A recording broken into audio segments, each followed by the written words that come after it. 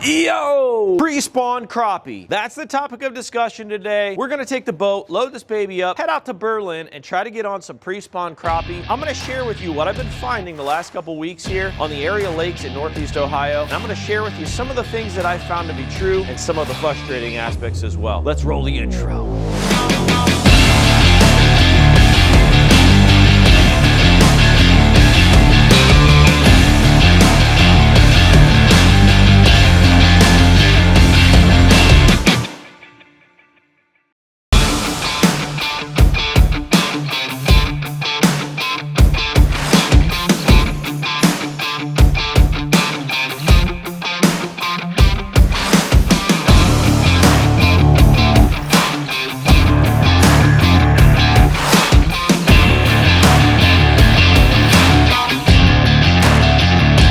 So as I mentioned earlier, we're gonna head over to actually Berlin Lake, Northeast Ohio, and we're gonna put a little hurtin', a little spanking. We're gonna attempt it, folks. We're gonna attempt it to find some crappie based on what I've been learning in the last couple weeks. Spawning time can be very frustrating for those of us that have boats. Those of us that have boats tend to like to stay in a little bit of a deeper water, especially if we have live scope. I should add that. Because when you have live scope, your bait shows up really good in deeper water. You can kind of fish a lot more efficiently that way. So for guys that like to just sit on a pile and just catch a bunch of them like myself, it can be extremely frustrating because they're not necessarily doing that. What I found to be true is a lot of the bigger crappies are still roaming up top. Some of the smaller ones are kind of deep and on the structure, and I'll kind of prove that point today, hopefully. You know, crappie are spawning at about 65 degrees roughly water, right? So they're gonna start moving into the shallows and start to bed up. The males will come in first, they'll kind of fan and prepare the beds. The females will soon chase in, and you know what they're doing after that. You know what they're doing. But before the spawn happens, which is really, really fun from the shore bite, and although the pre-spawn time can be a little frustrating for the deep water,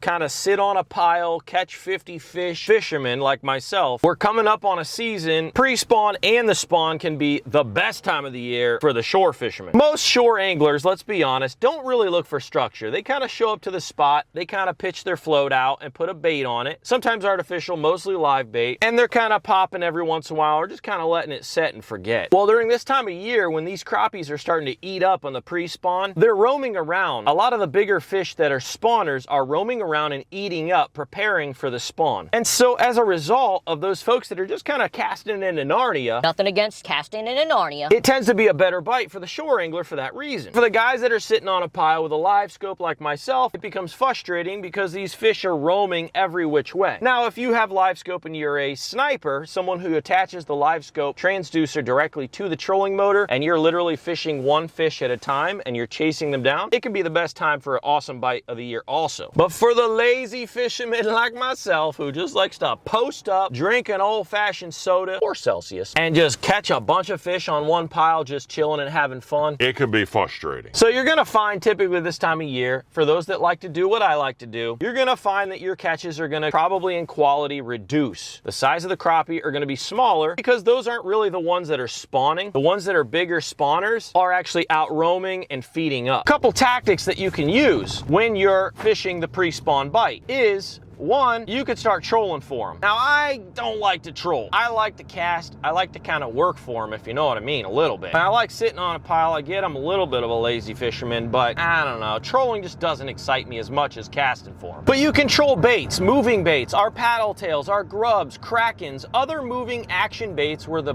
actual action of the bait moves as you're kind of pulling it in straight. A good tactic also is get those little blades. Beetle Spin makes one. We also have them on our website in gold and in silver. You can add it to a regular jig head. It'll add a little blade to the end there, kind of a little Colorado blade, add a little flash, add a little flare. Bigger baits, moving baits, trolling. Second thing you can do is just kind of find your 8 to 10 water depth, which is typically where they're gonna be eating up and chasing the shad or thread fins or other like feeding fish, bait fish, into the shallows. And you find that 8 to 10 foot depth and you start fishing them that way with just a float and a moving bait. You cast out, you reel in, you get hooked up. Now again, I'm a little more of a calculated fisherman. I like kind of sitting on a pile and throwing at something versus just kind of casting into oblivion. Nothing wrong for those that like that. It's just my style. Now, does that mean that you're not going to catch bigger fish in the deeper parts of the water? No, that's not. I'm sure we'll probably prove that today at some point. But most of your breeders are going to be out on a pre-spawn bite, feeding up, getting ready for the chicka wow wow. This time usually happens when it reaches about the start of 50 to mid 50 degree water, all the way up into almost 60 degrees. At around 60, 65 degrees, you're gonna start seeing these fish start to acclimate into the shallows, get real comfy.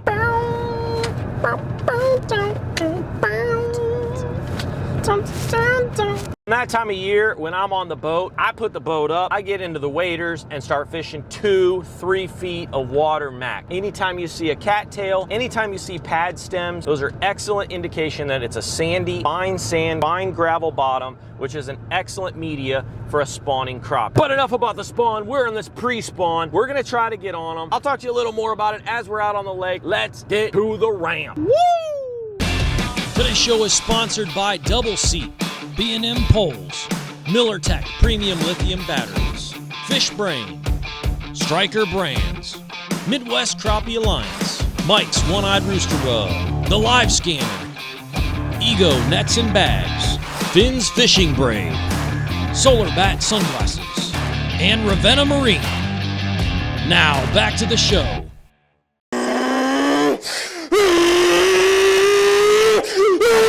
All right. We are back. We're over here at Berlin, and we are sitting on a pile here. This is a little ledge that I've been known to fish, and we're just trying to find right now some deeper water crappies. Just trying to see where they're at, kind of feeling them out, see if I can't find something here. It's going to be a frustrating day because this wind is just way more brutal than I anticipated. So when you're fishing with light line on a windy day like today, it can be extremely frustrating. Every little movement just tangles you up. All right, let's see where we're at here. When I think about using Minn Kota with a Humminbird, many will ask, like, why do I use two different brands here? In my opinion, I think that Garmin's unit for live scope is a lot more accurate. It's a lot more cleaner, crisper picture. And I like a Minn Kota trolling motor. I have the All-Track, and Humminbird seamlessly links with that. So I use Humminbird on top here for mapping so that it syncs with my Minn Kota. I can do what it's doing like right now, autopilot myself to a spot and pin up once we arrive. During a pre-spawn bite, the areas of the lake that you're gonna wanna target, if you're on the deeper side of the lake, which is where we're at now,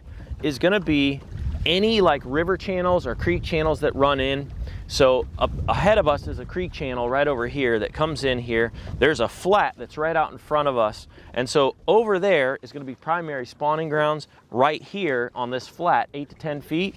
Even into the 20s here. This flat is pretty shallow in comparison to the rest of where we're at right now. You're gonna wanna fish the flats that are real close to those river inlets and stream inlets.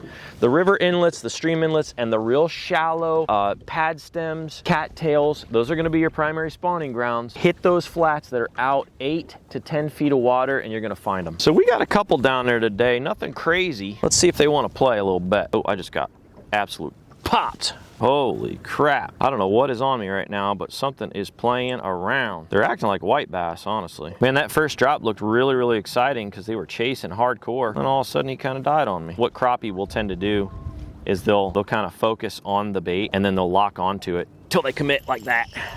Fish on. I got that fish in 29 feet of water. Confirmed. There we go.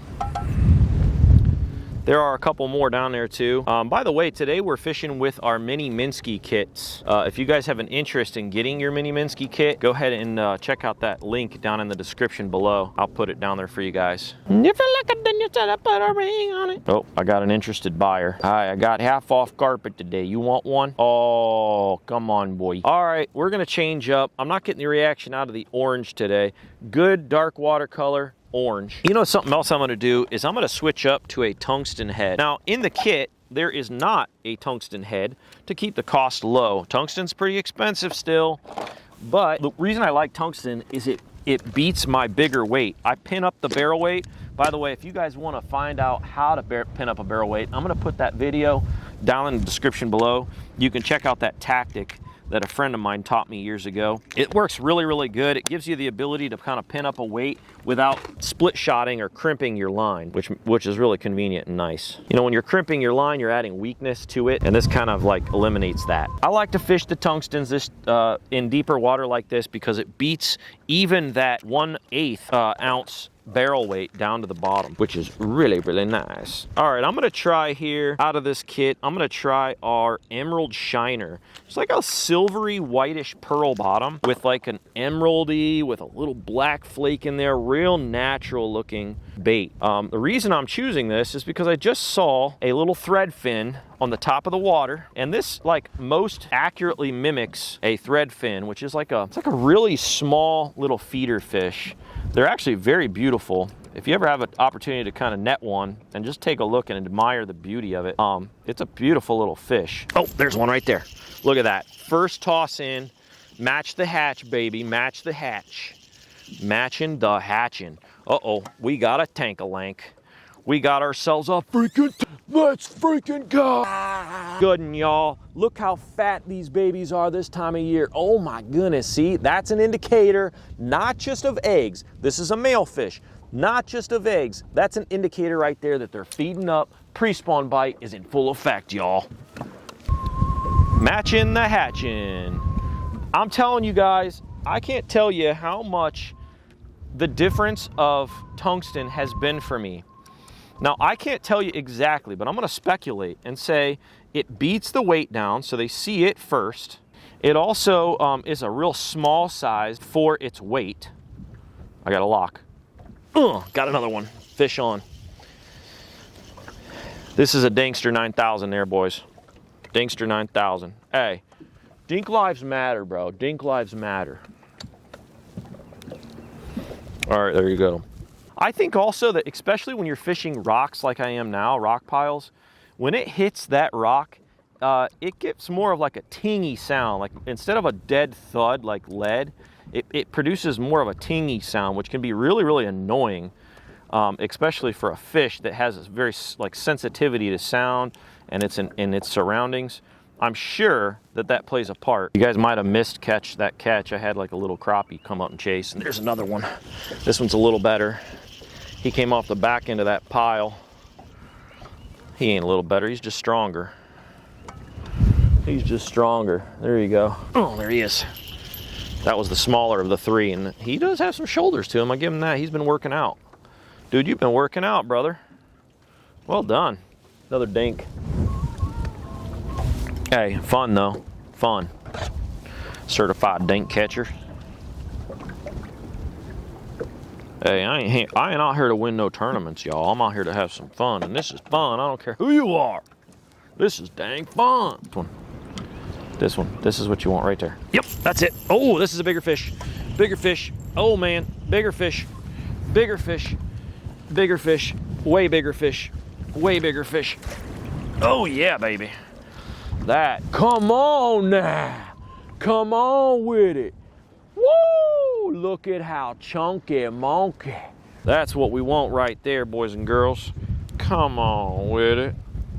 Let's freaking go. All right, guys. Well, hey, thanks for watching today. I just wanted to come out here and show you guys what I've been finding here as it relates to the crappie spawn in Northeast Ohio.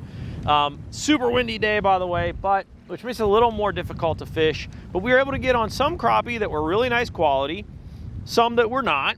But it's all fun, man. It's all fun. Pre-spawn crappie. Find an area that has cattails or pad stems around a flat, and then fish the drops that are off the flat. You're gonna find crappie on the pre-spawn. Get you some mini Minskis. You can get those in the link down in the description. If you made it this far, go ahead and type in the chat box, pre-spawn. Thanks a lot. We appreciate that. Do us a huge favor and smash that subscribe button, hit the thumbs up, and share it with your favorite friend. If you wish to check out other how-to videos, I'll put a playlist right there. If you want to subscribe, hit that little circle right over there. Thanks for hanging with me today. I'll see you guys on the next one. Woo!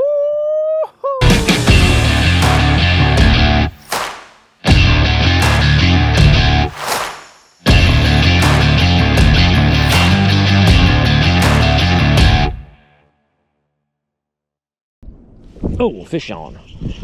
I know where it is now. It's in a fish's mouth. Look at that. A dang beauty. Oh, yeah, there he is. He wanted a sample. Not bad, not bad. Skinny though. My goodness, dude. You need to get on a baby. That. Yeah, these are bluegill. That's a good one. Little gill. Actually not bad. Bigger than actually they're bigger gills, I think. No, they're not. They're crappie. Wow. They're acting like gill. Oh, there's one. He hammered that. He hammered it. And so they'll start to roam out. And what you want to do, oh, there's one. There's one. Fish on. Fish on. Fish on. A little bit better. Together. Did he take it? Yes, he did. He did take it.